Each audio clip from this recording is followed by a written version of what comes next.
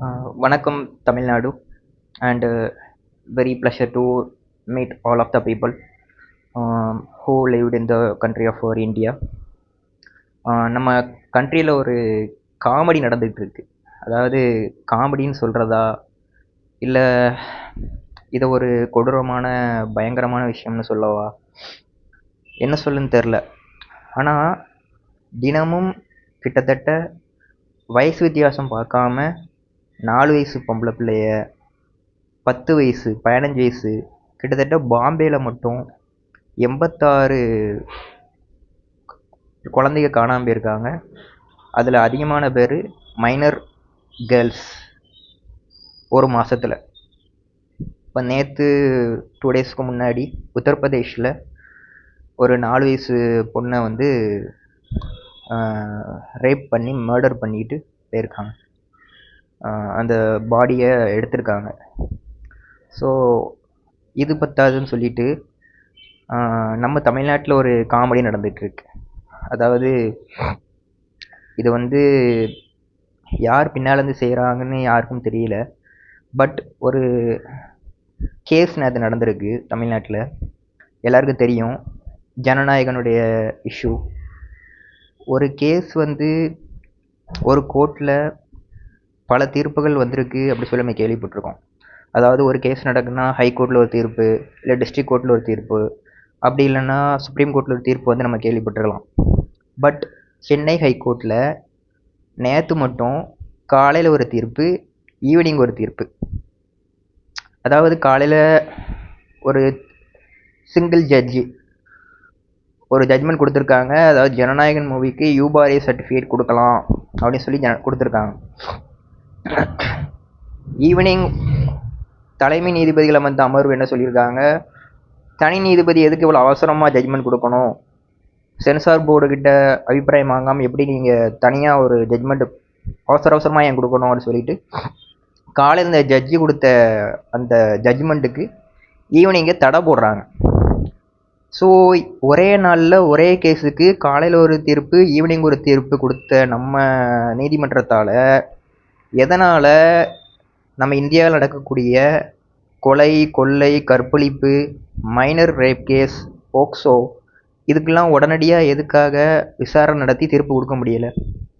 ஒரு சினிமாவுக்கு ஒரு 2.5 மணி நேரம் 3 மணி நேரம் ஓடக்கூடிய சினிமாவுக்கு அது வெளிவரக்கூடாது, அது முழுக்க அதை அழிக்கணும், முழுக்க அதுக்கு வந்து அதை வெளிவர கூடாதுங்கிறதுக்காக என்னென்ன செய்ய வேண்டுமோ எல்லாமே செய்கிற நீதிமன்றங்கள், அரசாங்கம், இப்படி நாட்டில் நடக்கக்கூடிய குற்றங்களுக்கு அவசரமாக கேஸ் ஃபைல் பண்ணுறதோ, அவசரமாக நீதிமன்றங்களில் ஜட்ஜ்மெண்ட் கொடுக்கறதுக்கோ, அவசரமாக கவர்மெண்ட் ஆக்ஷன் எடுத்தோ பார்த்ததே இல்லையே.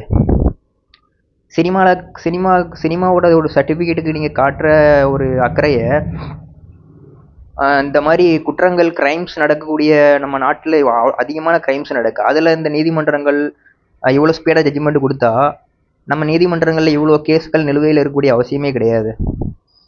நீதிமன்றங்கள் அவ்வளோ கேஸ் நிலுவையில் இருக்குது. இன்னும் தமிழ்நாட்டில் அவ்வளோ கேஸ் நிலுவையில் இருக்குது, இந்தியாவில் எவ்வளோ கேஸ் நிலுவையில் இருக்குது. அதுக்கெலாம் இவ்வளோ சீக்கிரம் ஜட்ஜ்மெண்ட் கொடுத்துருந்தா நம்ம நாட்டில் கொலை, கொள்ளை, கற்பழிப்புலாம் ரொம்ப குறைஞ்சிருக்கும், இல்லாமல் கூட ஆக்கியிருக்கலாம். ஒரு படத்துக்கு காலையில் ஒரு தீர்ப்பு, ஈவினிங் ஒரு தீர்ப்பு, எவ்வளோ அசால்ட்டாக கொடுக்கீங்க ஃபாஸ்ட்டாக. அப்போ எவ்வளோ ஃபாஸ்ட்டாக விசாரிச்சிருப்பீங்க. அந்த இது ஒரு நம்ம நாட்டில் க்ரைம்ஸ் இவ்வளோ நடக்குது, அதுக்கு கொடுக்க முடியலன்னா என்ன ஒரு சிஸ்டம் ரன் ஆகிக்கிட்டு இருக்கு? சரி, கவர்மெண்ட்டு தான் அப்படி இருக்குது, ஜட்ஜ்மெண்ட்டு ஜுடிஷியல் டிபார்ட்மெண்ட் தான் அப்படி இருக்குன்னு பார்த்தா பப்ளிக்கும் அப்படி தான் இருக்காங்க. பப்ளிக் எப்படி இருக்கிறாங்க? அன்னைக்கு ஒரு இன்சிடெண்ட் பார்த்தோம், நானே நேரில் பார்த்தேன். ஒரு பஸ்ஸில் ஈவினிங் சோழிநல்லூர்லேருந்து கிண்டி பக்கம் வந்துட்டுருக்கோம். நானும் அந்த பஸ்ஸில் இருக்கேன். அந்த பஸ்ஸில் ஒரு இன்சிடெண்ட் ஈவினிங் ஒரு 7 மணிக்கு மேலே நடக்குது. என்ன நடக்குதுன்னா, ஒரு 55 வயசோ 60 வயசு கிட்டத்தட்ட இருக்கக்கூடிய ஒரு பெரிய ஆள் பஸ்ஸில் ஏறுறாரு. அவர்கிட்ட சில்லறை இல்லை. இது கிட்டத்தட்ட தமிழன் படத்தில் வர்ற மாதிரி தான் இருக்கும், ஆனால் உண்மையாக நடந்தது. பஸ்ஸில் அவர் ஏறுனா அவர்கிட்ட சில்லறை சரியா இல்லை. கண்டக்டர் என்ன சொல்கிறாருன்னா, சில்லறை இல்லைன்னா பஸ்ஸுலேருந்து இறங்குங்கிறார். இதை நானும் அங்கேருந்து பார்க்குறேன். அந்த கண்டக்டருக்கு அந்த வயசானவருக்கும் வயசு பார்த்தா அந்த வயசானவரோட பையன் மாதிரி தான் அந்த கண்டக்டர் இருக்கார். ரொம்ப யங்கு. அவர் அந்த வார்த்தை அந்த பெரியவரை பேசுகிறாரு. அவ்வளோ பேர் சுற்றி இருக்காங்க. வயசானவங்க இருக்காங்க, வாலிபர்கள் இருக்காங்க, ஐடி எம்ப்ளாயிஸ் இருக்காங்க. யாரும் ஒரு வார்த்தை கேட்க மாட்டேங்கிறாங்க. அவர் என்ன அந்த கண்டக்டர் என்ன சொல்கிறாரு, நீங்கள் பஸ்ஸை விட்டு இறங்கலன்னா நான் பஸ்ஸை எடுக்க மாட்டேன். டிரைவரை பார்த்து சொல்கிறாரு, அண்ணன் நீங்கள் பஸ்ஸை ஓரங்கட்டி போடுங்க அப்படிங்கிற அசால்ட்டாக. எனக்கு உண்மையிலே கோவம் வந்துருச்சு. நான் உடனே அந்த என்னோடய ஃபோனு இந்த ஏர்ஃபோன் மாட்டிட்டு சாங் கேட்டுட்டு இருந்தேன்.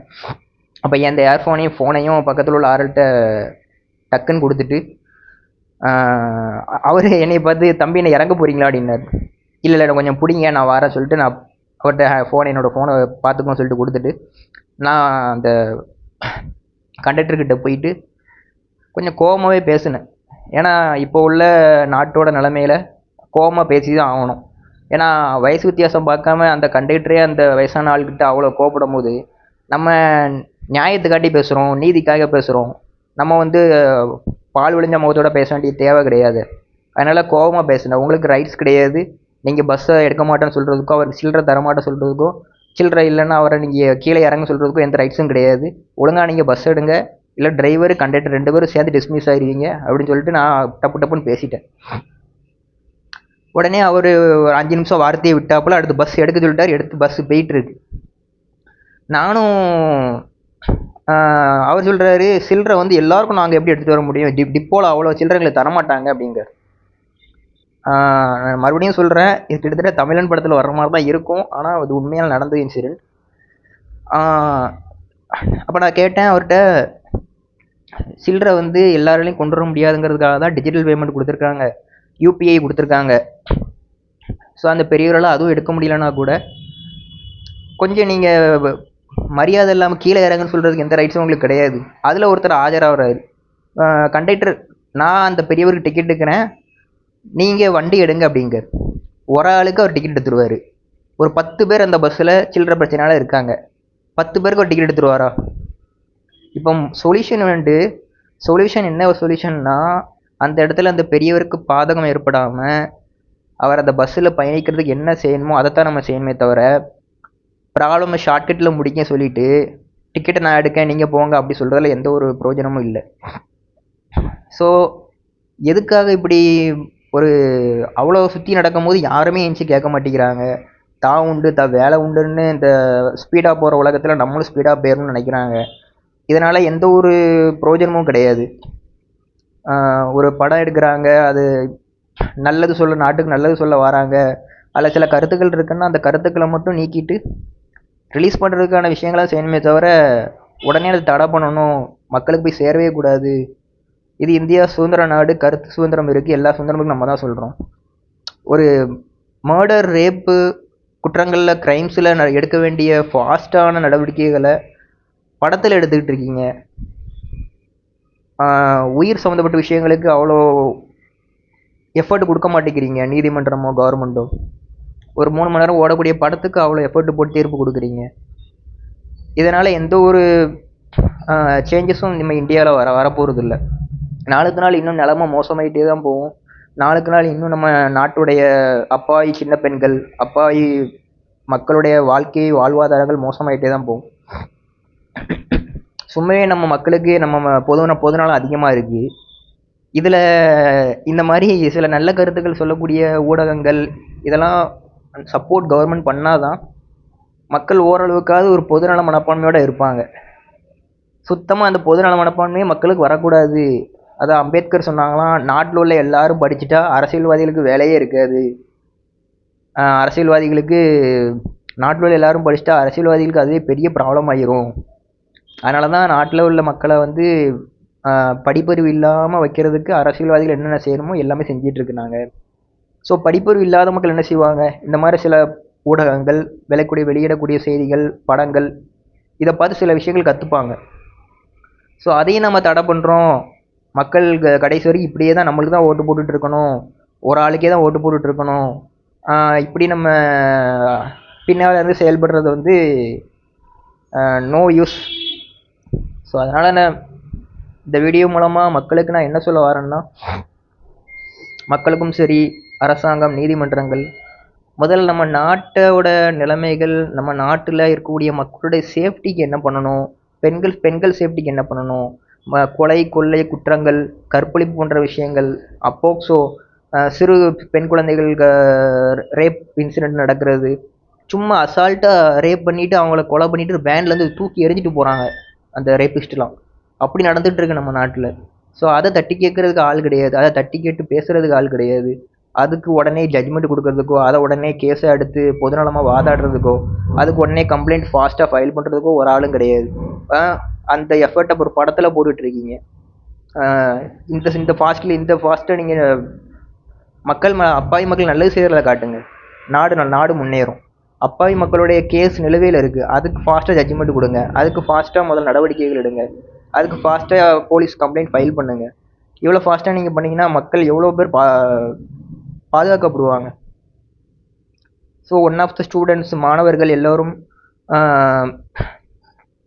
எல்லோருமே ஒரு கரியரை சூஸ் பண்ணக்கூடிய ஒரு வேகத்தில் இருக்கீங்களே தவிர, அதை வந்து உங்களுக்கு உங்கள் ஃபேமிலிக்கு மட்டும் பிரயோஜனப்பட்டால் போதுங்கிற மனநிலையோடு நீங்கள் மென்டாலிட்டியோடு நீங்கள் கரியர் சூஸ் பண்ணுறீங்க. இது ரொம்ப ரொம்ப ஆபத்து நம்ம வருங்கால நம்ம நாட்டுக்கும் சரி, நம்மளுடைய வருங்கால ஹியூமனிட்டிக்கும் சரி, ஹியூமனிட்டியான பிஹேவியருக்கும் சரி ரொம்ப ஆபத்து. அது ஒரு கரியரை சூஸ் பண்ணுறதா இருந்தால் அதுலேயும் சில மாணவர்கள் இருக்காங்க, என்னோடய கரியர் வந்து என்னுடைய நாட்டுக்கும் அப்பாவி மக்களுக்கும் பிரயோஜனப்பட்டு சொல்லிவிட்டு சில வாலிபர்கள் வாலண்டியராக ஆர்மியில் ஜாயின் பண்ணுறாங்க, போலீஸில் ஜாயின் பண்ணுறாங்க, லாயராக ஜாயின் பண்ணுறாங்க, ஜட்ஜி எக்ஸாம் எழுதி சின்ன வயசுலேயே ஜட்ஜி ஆகுறாங்க, 21 வயசில் ஐஏஎஸ் ஐபிஎஸ் ஆகுறாங்க.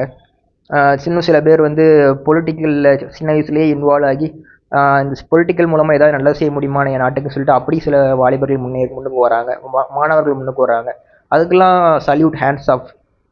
ஆனால் பல பேர் ஒரு இன்ஜினியர் ஆகிட்டு சம்பளம் வாங்கிட்டு நான் சேஃபாக செட்டில் ஆகிடணும், என்னோடய குடும்பத்தை நல்லபடியாக பார்த்துக்கணும் அப்படின்னு சொல்லிட்டு வாழ்கிறோம்.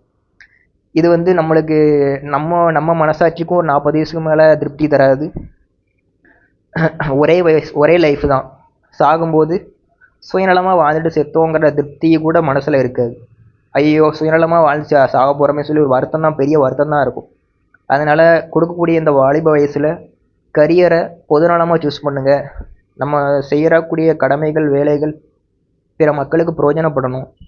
அதாவது விஜய் சார் ஒரு வீடியோவில் சொல்லுவாங்க, நம்மளை பற்றி அவதூறுகள் எல்லாம் யாரையா சொல்லுவோம் சொல்லிட்டே தான் இருப்பாங்க. நம்ம என்ன செய்யணும், நம்மளோட கடமைகள், நம்மளோட வேலைகளை சரியாக செஞ்சுட்டு நதி மாதிரி ஓடிக்கிட்டே இருக்குன்னு சொல்லுவாங்க.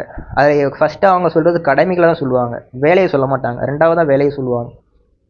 ஸோ நம்ம கடமைகள் நிறைய செய்ய வேண்டியது இருக்குது. நம்மளோட கரியரை பொதுநலமான முறையில், வாலிப சக்திகளை பொதுநலமான முறையில் பயன்படுத்தணும்.